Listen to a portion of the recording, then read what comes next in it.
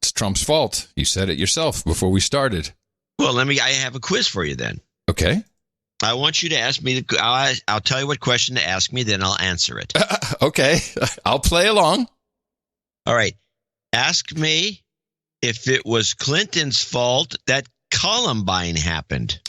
You know, I was wondering, John, back in the day, was it Clinton's fault that Columbine happened? No.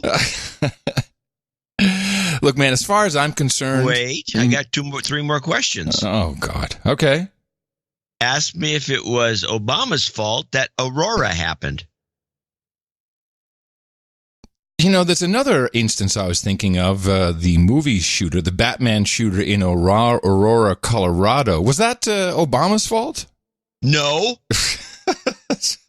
I have another question. Now, yes. The not one, not two, but 3 shootings at Walmart. And in addition to that, last night, there was another shooting. God, I don't even know where this was. No, this morning. Actually, was it this morning? This morning. Yeah. Yeah, in Dayton. Dayton, Ohio, yes.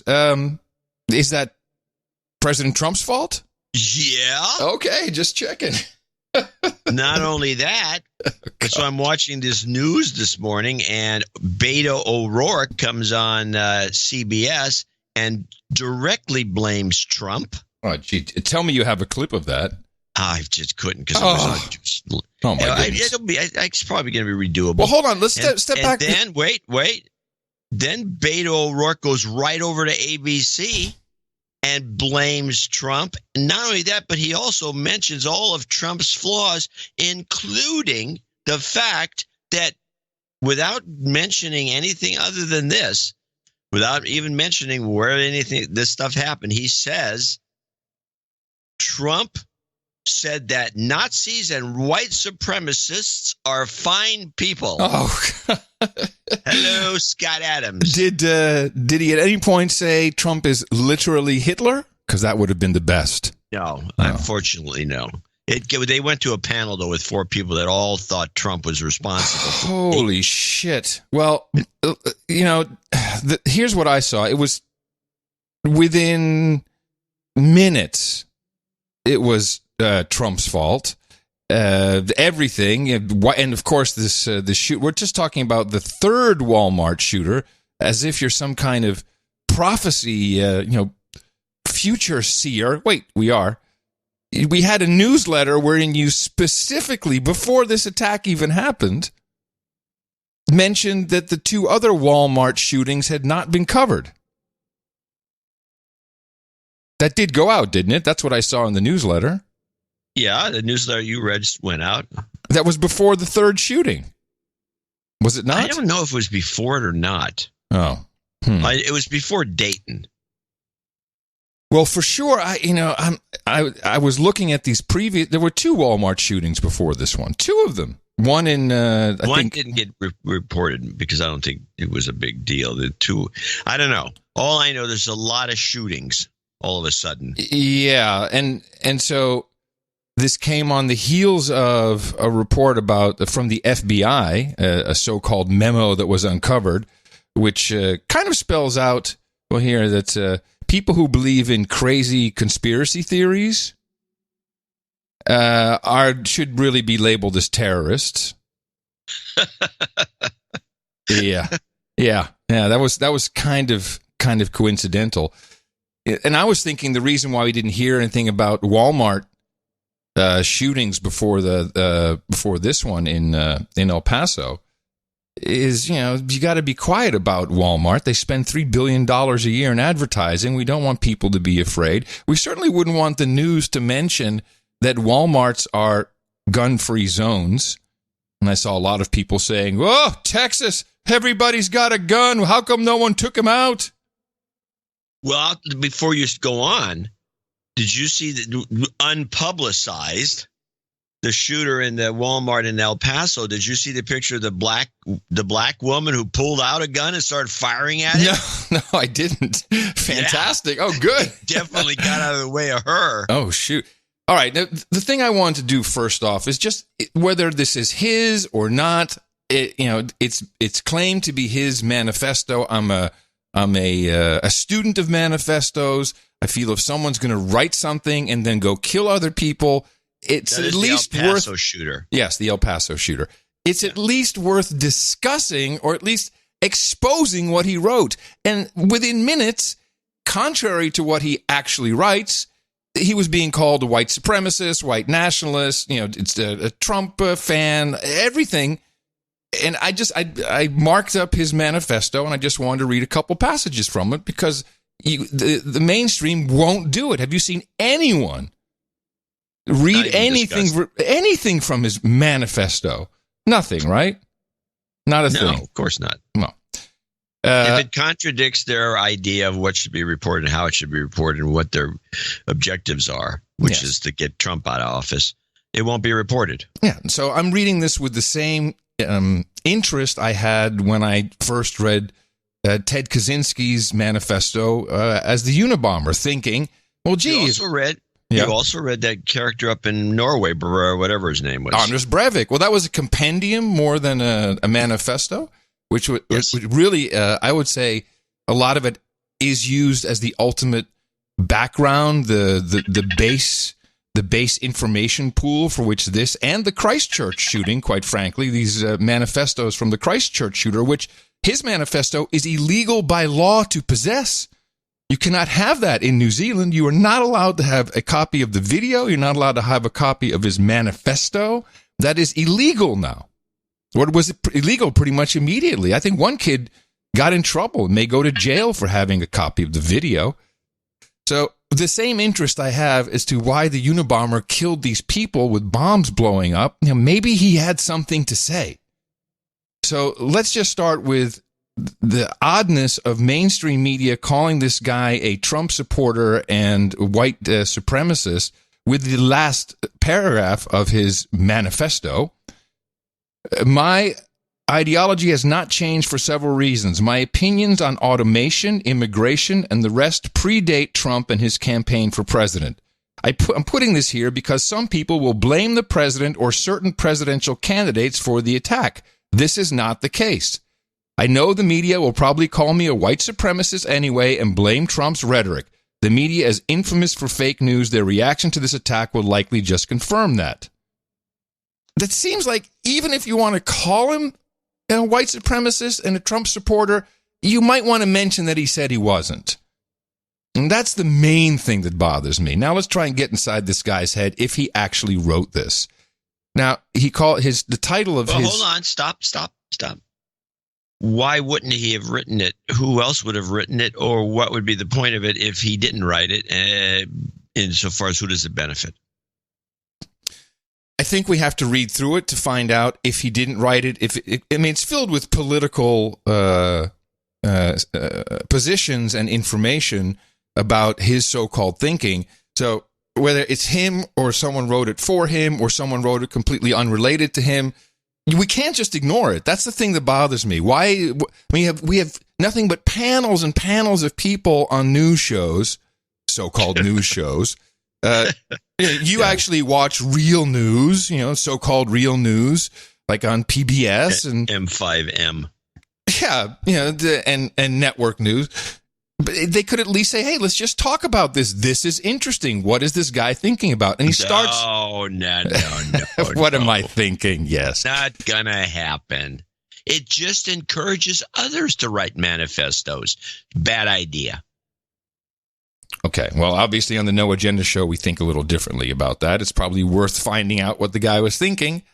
And if action needs to be taken, then that can be taken. And he starts right off with the title of his manifesto is The Inconvenient Truth. Now, this harkens back to the Christchurch shooter, indeed back to Anders Breivik's compendium. And he starts off by saying, in general, I support the Christchurch shooter and his manifesto. This attack is in response to the Hispanic invasion of Texas. I didn't even say anyone mentioned that in their reporting. It's at the top. It says it right there. This attack is a response to the Hispanic invasion of Texas. That seems pretty clear. No, I listened to the president and went and go kill brown people. That's pretty much the M5M message. Now, I'm going to read a few paragraphs here. Some people will think this statement is hypocritical because of the nearly complete ethnic and cultural destruction brought to the Native Americans by our European ancestors. The natives didn't take the invasion of Europeans seriously, and now what's left is just a shadow of what it was. So he's now saying that people often don't recognize that you're being invaded, and before you know it's too late. Actually, the Hispanic community was not my target before I read The Great Replacement. Now, The Great Replacement is what the Christchurch shooter referred to, and that is, we discussed it on the show previously, that is the theory that white Europeans are being replaced by brown people from poor countries systematically and on purpose. And The Great Replacement, if anything, is and that's not a manifest. I think that's an actual book, isn't it? The Great Replacement. We've talked about this. No, I don't think so. I'll look it up. Keep talking. Okay, then he has a heading, Political Reasons. In short, America is rotting from the inside out, and peaceful means to stop this seem to be nearly impossible. The inconvenient truth, title of his manifesto, is that our leaders, both Democrat and Republican, have been failing us for decades. So, by his own words, he's against both parties. The takeover of the United States government by unchecked corporations, he's against corporatism. Due to the death of the baby boomers, the increasingly anti-immigration rhetoric of the right and ever-increasing Hispanic population, he's slamming the right here.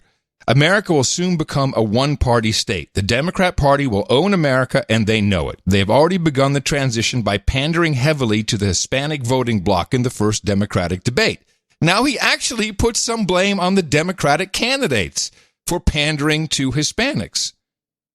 They intend to use open borders, free health care for illegals, citizenship, and more to enact a political coup by importing and then legalizing millions of new voters. How can you not read that as, I hate what the Democratic candidates are doing in this primary? He's saying that. Maybe that's why they don't want to discuss it. Hello? The heavy Hispanic population in Texas will make us a Democratic stronghold. Losing Texas and a few other states with heavy Hispanic population to the Democrats is all it would take for them to win nearly every presidential election. Although the Republican Party is also terrible, many factions within the Republican Party are pro-corporation. Pro-corporation equals pro-immigration. Continued immigration will make one of the biggest issues of our time, automation, so much worse. This is literally talking points of the candidates that we saw on stage, including Andrew Yang. As he continues, America will have to initiate a basic universal income to prevent widespread poverty and civil unrest as people lose their jobs. I'm just going to stop here for a second.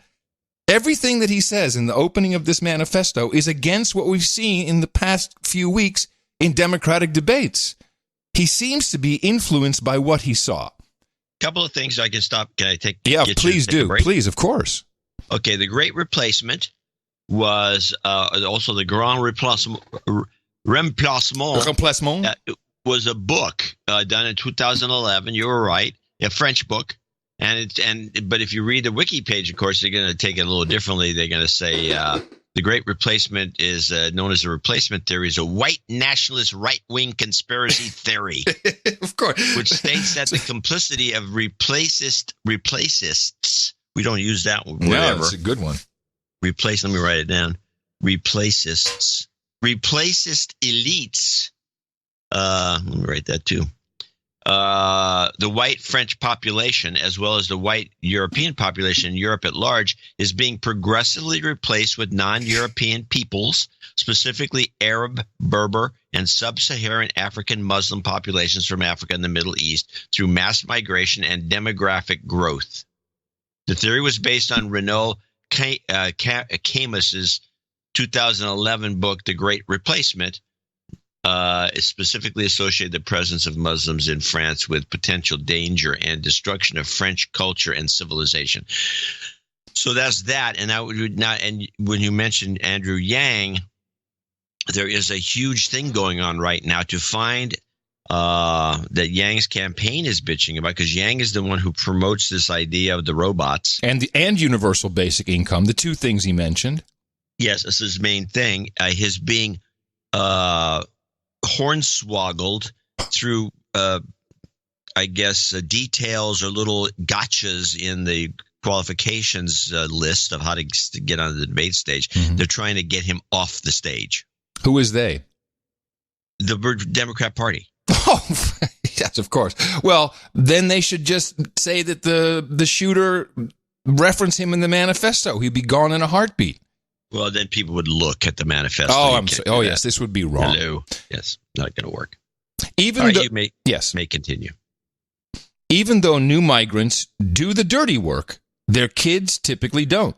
They want to live the American dream, which is why they get college degrees and fill higher-paying skilled positions. This is why corporations lobby for even more illegal immigration even after decades of it happening.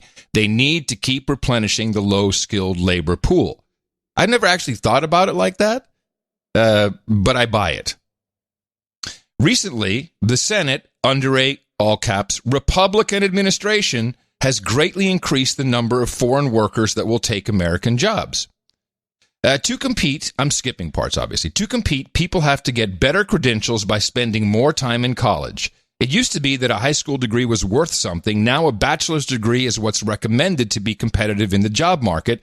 The cost of college degrees has exploded as their value has plummeted.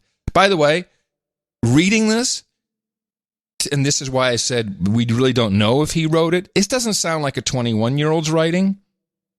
Just doesn't. What do you feel? Well, I haven't read it. Okay. Well, what I'm reading to you, when you just the structure, he might have copy pasted parts of it. That's possible. I don't know. I just felt the grammar. I can't say one way or the other because there are plenty of writers. I mean, Gore Vidal wrote his first novel at 19, so I mean, anything's possible. The American lifestyle affords our citizens an incredible quality of life. However, our lifestyle is destroying the environment of our country. Now, this is very similar to the Christchurch shooter, his manifesto, where he's a greenie. He's an ecological terrorist. You know, he fights ecological destruction. The decimation of the environment is creating a massive burden for future generations. Corporations are heading the destruction of our environment by shamelessly over-harvesting resources. This has been a problem for decades. For example, this phenomenon is brilliantly portrayed in the decades-old classic, The Lorax. Do you want to explain The Lorax? I don't know The Lorax. Oh, geez. We've discussed The Lorax, I thought. I don't recall that. Oh. Well, I wasn't prepared. I mean, I can look it up. I swear, I was like, yeah, once you look it up, I'm like, oh, John can explain that one. All right. I can't explain because I don't know it. Then he goes into the gear portion of his manifesto. Now, this is also relatively new when it comes to shooters, very clear about what weaponry they're going to use. He had two main guns, the AK-47, also known as the WASR-10, which is the civilian version, so it's not full automatic. He actually complained that it overheats massively after about 100 shots fired in quick succession. And then he discusses the rounds he will be using or used, the 8M3 bullet, which he says actually fragments like a pistol hollow point when shot out of an AK-47 at the cost of penetration. Penetration is still reasonable, but not nearly as a normal AK-47 bullet. It's definitely a bad choice without this bullet design. Then he says, my other gun, the AR-15, the round on this gun isn't designed to fragment, but instead tumbles inside a target, causing lethal wounding. This will be a test of which is more lethal, either its fragmentation or tumbling, which is kind of sick. Yeah, very sick. Reaction. Like, was this guy's last name Mengele? Yeah, no. Then we're almost at the end here. Heading reaction. Statistically, millions of migrants have returned to their home countries to reunite with the family they lost contact with when they moved to America. They come here as economic migrants, not for asylum reasons. This is an encouraging sign that the Hispanic population is willing to return to their home countries if given the right incentive. And then he goes on to say an incentive that myself and many other patriotic Americans will provide. Personal thoughts, reasons and thoughts. And so we're at the end here. My whole life, I've been preparing for a future that currently doesn't exist. The job of my dreams will likely be automated. Thank you, Andrew Yang. Hispanics will take control of the local and state governments of my beloved Texas, changing policy to better suit their needs. They will turn Texas into an instrument of a political coup which will hasten the destruction of our country. The environment is getting worse by the year. If you take nothing else from this document, remember this: inaction is a choice. I can no longer bear the shame of inaction, knowing that our founding fathers have endowed me with the rights needed to save our country from the brink of destruction. Our European comrades don't have the gun rights needed to repel the millions of invaders that plague their, he says plague their country. They have no choice but to sit by and watch their countries burn. People who are hypocrites because they support imperialistic wars that have caused the loss of tens of thousands of American lives and untold numbers of civilian lives. The argument that mass murder is okay when it's a state sanction is absurd. Our government has killed a whole lot more people for a whole lot less. Then he has a portion here, which is, I'm not sure what reading this comes from, but this is the very kooky part. I'm against race mixing because it destroys genetic diversity and creates identity problems. Also because it's completely unnecessary and selfish. Cultural diversity diminishes as stronger and or more appealing cultures overtake weaker and or undesirable ones. The best solution to this, for now, will be to divide America into a confederacy of territories with at least one territory for each race. This physical separation would nearly eliminate race mixing and improve social unity by granting each race self-determination within their respective territories. Isn't this something, I've read something about this before, about the splitting it up and giving each race its own state or territory? Malcolm X, probably. That's interesting you say. That's interesting. So I already told you about the ideology part. Here's something that doesn't compute with, because he got captured. My death is inevitable. If I'm not killed by the police, I'll probably be gunned down by one of the invaders. Capture in this case is far worse than dying during the shooting because I'll get the death penalty anyway. Worse still is that I would live knowing that my family despises me. This is why I'm not going to surrender even if I run out of ammo. If I'm captured, it will be because I'm subdued somehow. Yet he got captured and he seemed to be like, he didn't look subdued. I don't know. And then at the end, shot him up with a trank. Yeah. Then at the end, again, he says that this has nothing to do with Trump. That he hates both parties. He hates the corporatism. And yes. So there was just as an aside, there was something, I didn't record this, and it's not on my clip list. But somebody was talking about how cool, there's one in one of these talk shows, how cool and weird it's going to be when the Democrats take over Texas. and when O'Rourke was, who I guess would be the king of Texas. Yeah. O'Rourke was Kaiser Beto. Kaiser Beto. And it had something to do with it, and it was.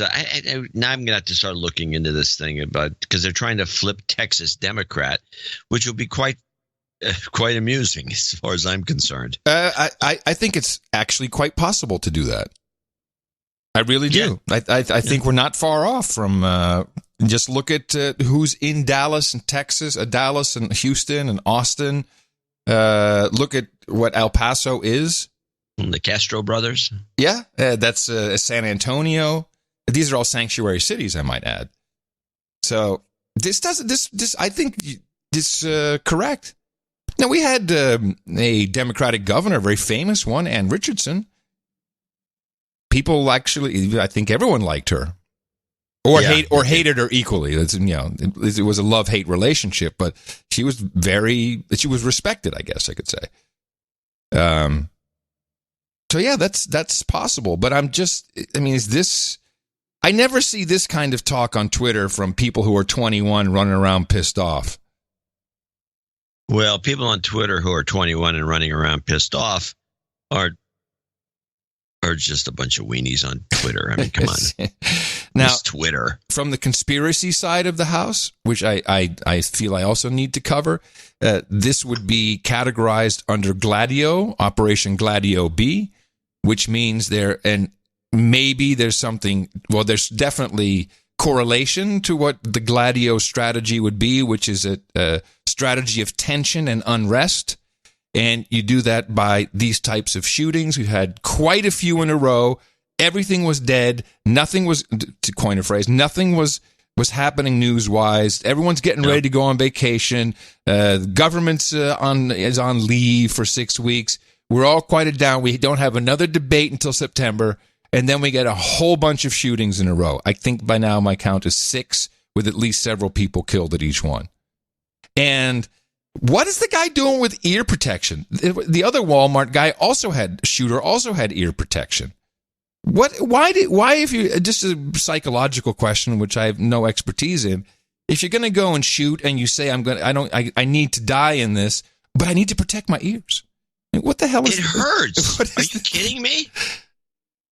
It's very painful. Last time I was shooting, I forgot to put my protection or put the thing back on. I shot a 45. Yeah, were you indoors? My ears were ringing for a half an hour. I'm not going to go shooting without protection. Even to be shot or not shot doesn't mean you have to put yourself into miserable pain. Just seems if you all right.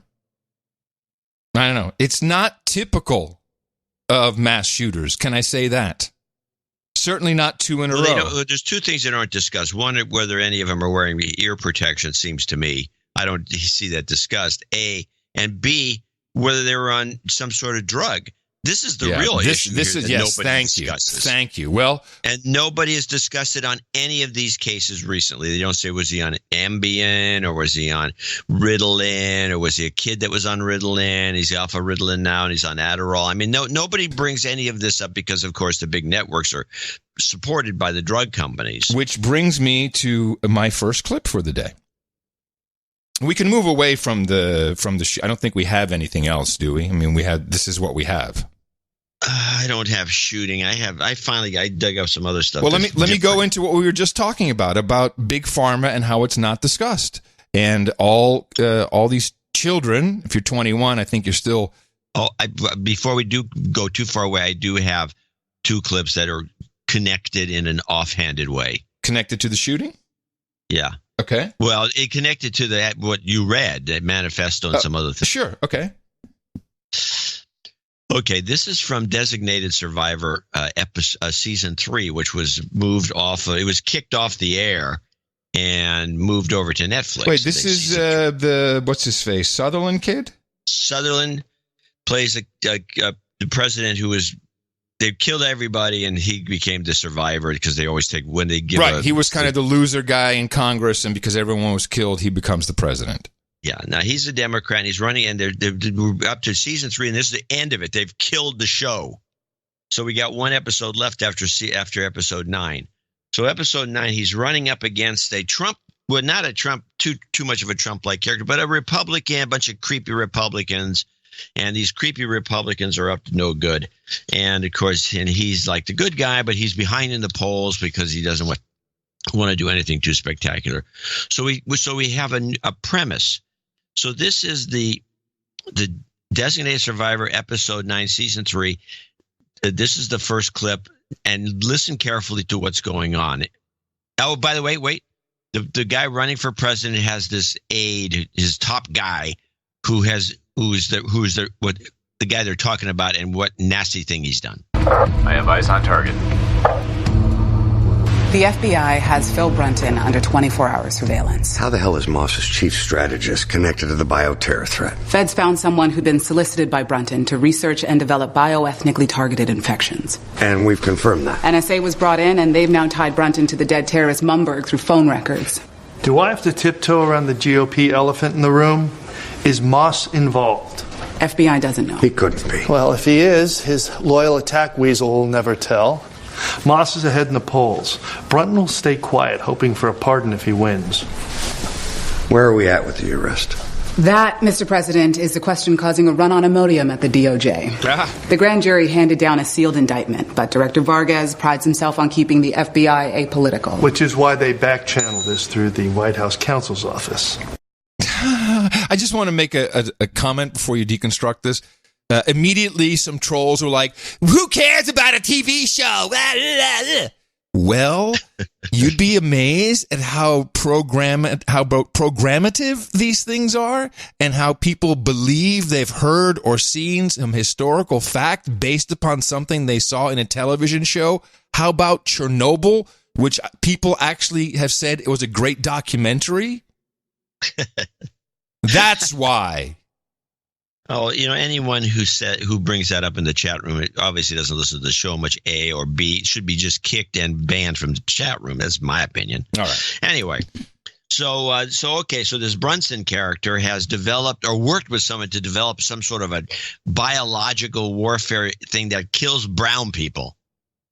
And to get yeah, great. And the idea is just to change the balance of the tipping balance, because there's a bunch of lectures and within the show there's lectures on how the white man, who's really around 70% pretty much self-identified whites of the population, it's going to be less than 50% probably in a year. So they got to do something about this, and the evil Republicans, of course, are behind it. But it turns out there's the second clip here, and then I'll wrap it up.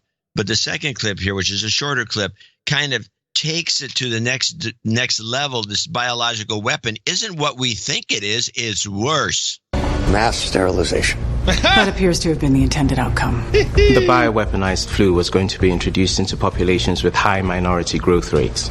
Large swaths of the population would become infected, but then they'd get better. What would be undetectable was that it had been genetically sequenced to sterilize its minority host. Whoa.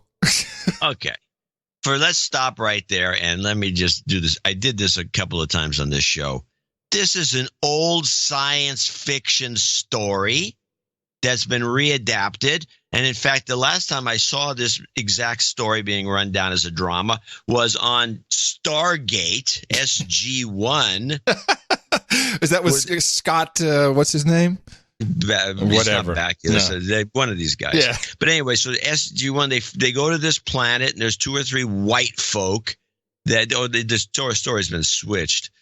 2 or 3 of these white folk, and they're working the planet in this giant farms, and there's nobody else around, and they wandering around, they fall in a hole, and inside the hole they find all these documents that show that this trick has been played on the white people, and they were all been sterilized through some disease which was biologically engineered to do it and spread by dogs.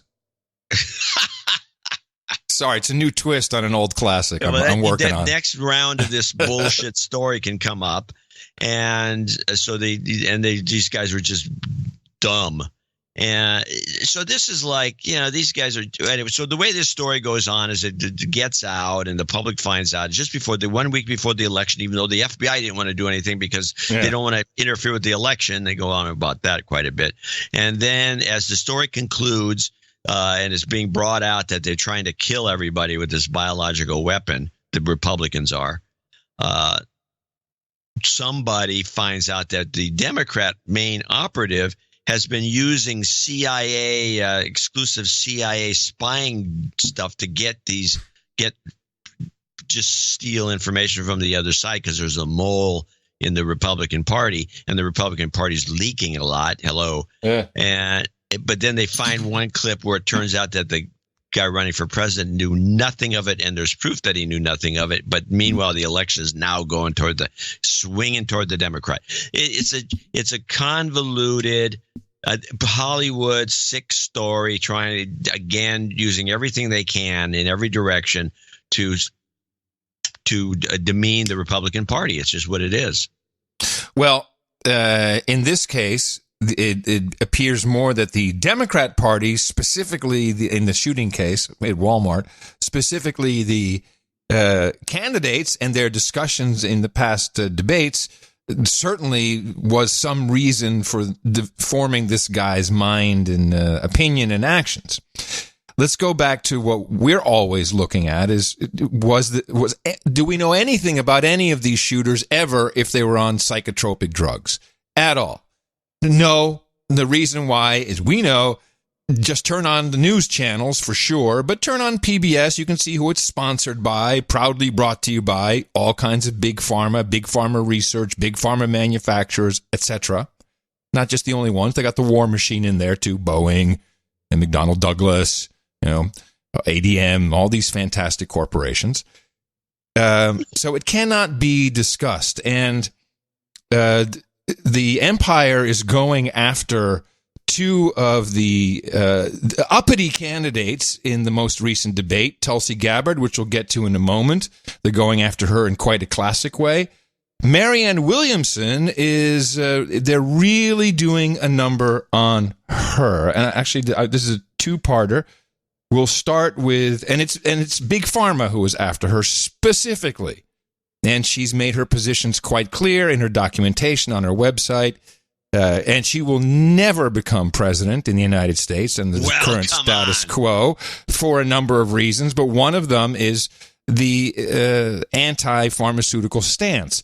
So Ari Melber on MSNBC gets her on the show, and listen to him really trying to describe her without saying it as an anti-vaxxer. He'll keep pushing it. I think she does okay explaining her position. But you can already see that this is just, she's not going to go very far. One of the questions is one that's often posed sometimes about Republicans who are knocking, for example, climate science, which is, these are your views. Where do you come down on who you get your cues from on medicine or science? Because, as you know, in a related issue, there was this question on vaccinations. You just mentioned the well-being of children and pesticides. You had cast skepticism on vaccinations. I wonder if you could better explain to us where you come down on that, given the science and the concern that given the science and the concern, he's a scientist. Vaccinations do work, and people need them to keep these communities safe. Well, once again, I think it's an overstatement to say that I cast skepticism on vaccinations. On the issue of vaccinations, I'm pro-vaccination, I'm pro-medicine, I'm pro-science. On all of these issues, what I'm bringing up that I think is very legitimate and should not be derided and should not be marginalized, particularly in a free society, is questions about the role of predatory big pharma. I'm going to jump in and then let you respond, obviously, but just so my viewers are... Mind you, she's saying predatory big pharma on a channel which is mainly run by money from predatory big pharma. Are keeping up with us. I'll read a little bit of what you said since you're talking about the depiction, and then I'll hand it back to you. The quote here was, it's different. It's no different than the abortion debate. The U.S. government doesn't tell a citizen in my book what they have to do with their body or their child. Vaccine mandates were, in your view at the time, quote, draconian and Orwellian. I hand it back to you. Well, now, she realized that draconian, because she said a lot of stuff, and she really glosses over things she said in the past, because I think she's kind of an anti-vaxxer, quite honestly, by today's description. So when she hears that, she's going to try and dismiss that a bit and move into her position. The issue of draconian and Orwellian, this is the issue. When I was a child, we took far fewer vaccines, and there was much less bungling, and there was much less chronic illness. I don't know why. This is not a topic that I have consciously chosen to. This is not some big topic for me. Yeah, and don't you realize they're trying to get rid of you, and they'll take this topic to do it? But I have to tell you, but do you think vaccinations are contributing to things being worse now? See, he's trying to get her to say it. Is that what you're suggesting? No. What I'm saying is that in 1986, there was this vaccine protection law. There was, and there have been $4 billion in vaccine compensation payments that have been made. And there was much less chronic. There was something like 12% chronic illness among our children previous to that law, and there's 54% now.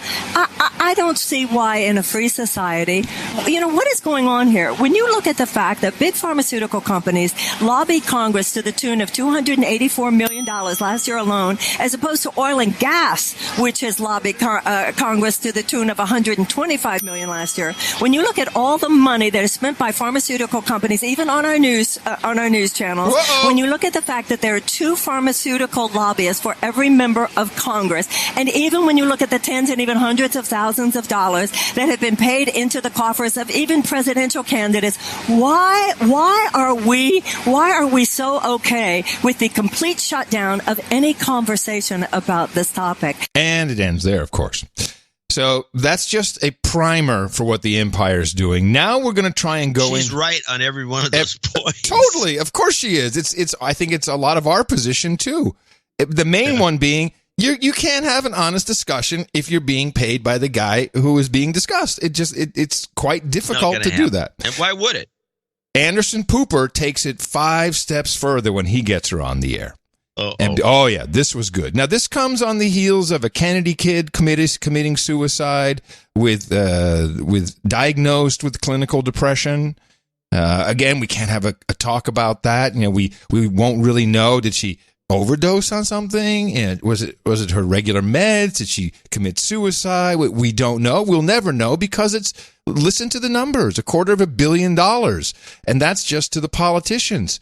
It's in the $20 billion, $18 billion range for marketing in the U.S. on pharmaceuticals. A lot of that going to television news networks. So here is a great slapdown, I'd say, although it will not get her elected, between Marianne Williamson and Anderson Pooper. With due respect, when Kate Spade died, you tweeted out how many public personalities have to hang themselves before the FDA does. How many public personalities on antidepressants have to hang themselves before the FDA does something? Big Pharma cops to what it knows, and the average person stops falling for this. The tragedies keep compounding. The awakening should begin.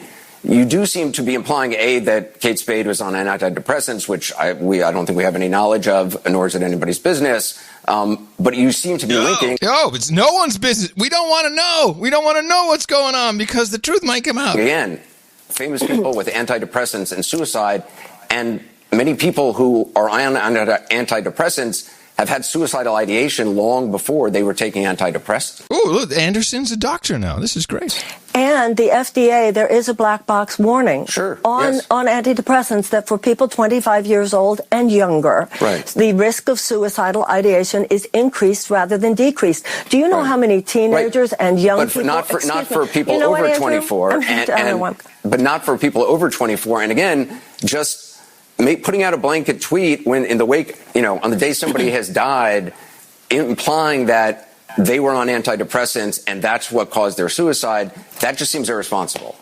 Well, Anderson, I could say the same. Stop. Wait. Listen to her answer. It's worth it. Then we can discuss. Listen to her answer. When in the wake, on the day somebody has died, implying that they were on antidepressants and that's what caused their suicide, that just seems irresponsible. Well, Anderson, I could say the same thing to you, given how many pharmaceutical companies advertise on your show. I don't know. I've never seen the ads on my show, so I don't know what pharmaceutical well, you might companies. Want to look at it. But I got to be. I've never seen the ads. I don't know what you're talking about. Wow, what a liar! That's not true. Oh yeah, he'll double down. There's no way that he doesn't know about the ads. Oh, he'll double down. The point I was going to make was that when he asks, "Is that irresponsible?" Well, how's it irresponsible? Irresponsible in what way? That she said she just made some. I would say it's just an offhanded comment, snide remark. In fact, that when we're going to do something about all these antidepressants, how's it? What's irresponsible about that? I'm not understanding. Well, he's a scientist, you see. He's defending his advertiser. He's saying that's irresponsible because if you say that, then people will really go crazy if they don't take our meds, which are paying for my salary. Oh, I didn't know that. I never see the ads on my show. I don't know what I'm talking about. That just seems irresponsible.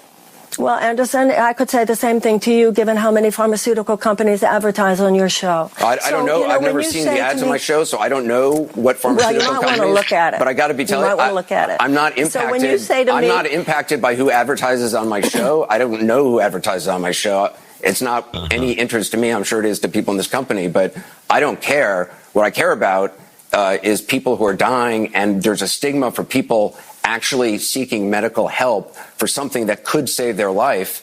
And, that has saved my life. And I think it's important. So here's Anderson being Dr. Anderson and explaining why it's important. And he's agnostic and nothing influences his journalistic credibility. Which is a lie. Of course it's a lie. I mean, you can't turn on CNN without seeing who's sponsoring. And quite frankly, I'm shocked that he thinks he can get away with a lie like that. Or that's fine. I just say, I don't know, and I don't care. It's no interest to me. That's the definition of in the world that honestly they would say that it's not possible. I've gotten into discussions with people about this. If someone's advertising all the time, and they're carrying the load, in this case, pharmaceutical companies are carrying the load of the advertisement. It's not as though it's like some schmuck that, my pillow guy's not going to advertise anymore. What are we going to do about it? Although that he may be propping up Fox. He is propping up Fox at the moment. But that's just disingenuous, and that's a lie. Yeah. And you always take it into consideration. You don't want to get fired for saying something bad about an advertiser. Let's wait for Anderson Cooper to do a special on drug-related deaths from pharmaceuticals. Let's see. I'm waiting for that special. That would indicate to me that then he's being sincere, but he's not. Nobody's sincere about this. This is just a blatant lie. For 8 years, I worked in a high output production environment with a lot of sponsors on cable. And you knew exactly who the sponsors were. You know how you know that? You know that by never making a joke about Skittles. Right? You never make a fucking joke about Skittles because they were carrying the network in the beginning. And you know these things. You don't make jokes. We couldn't even make jokes about Madonna because she was carrying the network to a degree at one point. But now, no. The definition of irresponsibility is not knowing who is paying your bills. Anderson Cooper. What if it was some right-wing Nazi propagandist outfit? You wouldn't know? Please. That, when I read people saying, well, all these drugs cause suicide, I mean, that's just not true. I don't say that. Anderson, I'm sorry. I didn't say no. You have not. On this program, I'm sorry. You said to me a few minutes ago, with all due respect, I felt very little respect here. I felt very little opportunity to say what I believe. And I feel the person who's had some blank statements said about them on this program is me. I have simply never had the blanket conversation that you are now suggesting that I've had. And when it comes to people who are suicidal, I have a 35-year career working with people in despair. I have had a 35-year career working with people in crisis. I've had a 35-year career working with people in pain. I have people who psychiatrists send to me to have worked with them. I have been up close and personal with people in their pain and in their despair for decades. The idea that I am glib about that conversation I never said you're glib. Is a complete mischaracterization and misrepresentation of my career. And I'm sorry I'm not casting aspersions on your career or saying you're glib in any way. You are deadly serious about this, and you have very strong beliefs, and I'm discussing them with you. I just don't understand some of your public statements, and you've addressed them. Let me speak. And he can't let it go because he has to defend the advertiser. At this point, he's defending. Wouldn't you say? This makes no sense. If you don't know your ads, and why don't you just let her speak or get into it? But he's defending. Anderson, first of all, a couple of things. When you're interviewing and someone's got something to say, you try to let them talk themselves out. Yes. Unless they're going to be like Beto O'Rourke did on ABC this morning, where they let him talk too much. Yeah. And he went on and on and on about how Trump, is a big fan of Nazi white. That's the right message, of course. And they never cut him off. Yeah. But for the most part, in this situation with Cooper trying to get the stuff out of her, I don't know why he's being very defensive. He's defending something. Exactly. We're saying you're glib in any way. You are deadly serious about this, and you have very strong beliefs, and I'm discussing them with you. I just don't understand some of your public statements, and you've addressed them. Let me speak. Anderson, then let me speak. This is not a conversation that we're having. Well, I think it is. I need to try to. You say you didn't say stuff, and then I read you quotes, and but you don't let me explain. When people are taking antidepressants who have had serious pain and serious depression in their lives, and they are helped by them, I'm happy for them. Yeah. Yes, I believe am happy for them. When I meet. By the way, I'm pretty sure Anderson may be on antidepressants. that may also be what he's defending. Young people, and I meet them all the time. Once again, I'm the one here who has had a lot of experience with people in pain. When I meet, but I just don't think telling people that it's going to numb them is a good idea. Oh, well, that's your belief. Okay. I believe that to tell a person under the age, may I speak? When I believe that a person under 25, and I meet them all the time. You're not specifying this in your comments. You're saying 1 in 10 are on antidepressants, not a good sign, not a time in American history for us to be numbing our pain. Telling a person who's depressed and is 40 years old and thinking about suicide that if they take an antidepressant... Huh? What? I said most of them. Yeah. About people, excuse me, I'm not... May I please speak? I'm not talking about people who are suicidal. I'm talking about people who are depressed about the world today, given the fact that the world is depressing. Okay, I'm talking about clinically depressed people are not depressed just because the world is depressing. Now he's see again. It's Dr. Anderson Cooper who now knows all about clinical depression. But excuse me, but you are the one making some blanket statements here that there is no particular scientific evidence to prove. You are talking about clinical depression as though there is a blood test.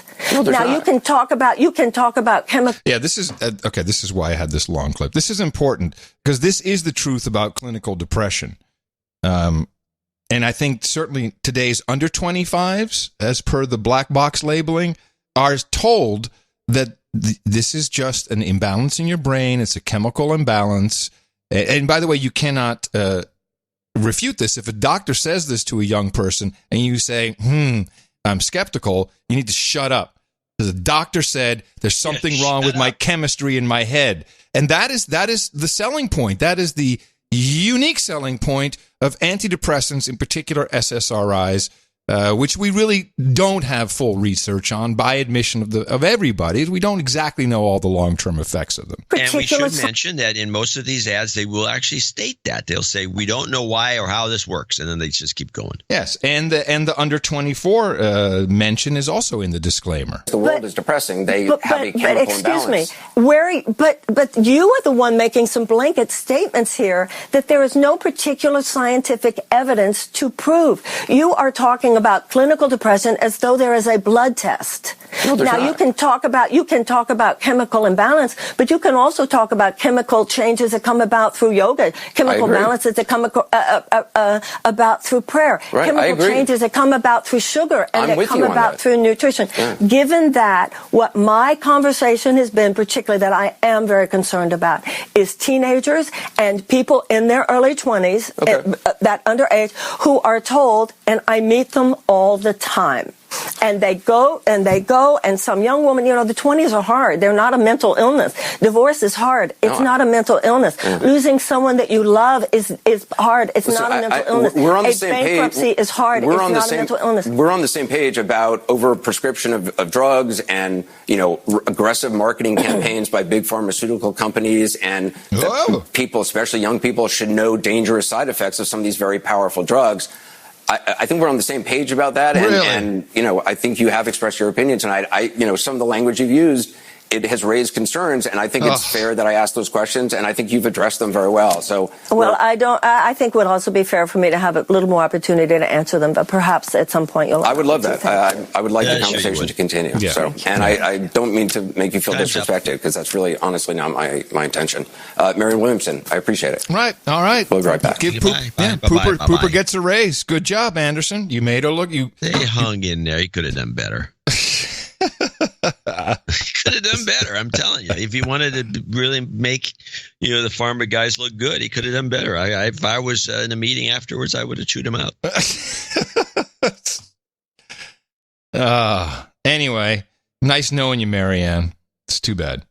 Well, she's no. It's the end. I still think she's a funny candidate to have. I hope she gets into the next debate. Well, we need.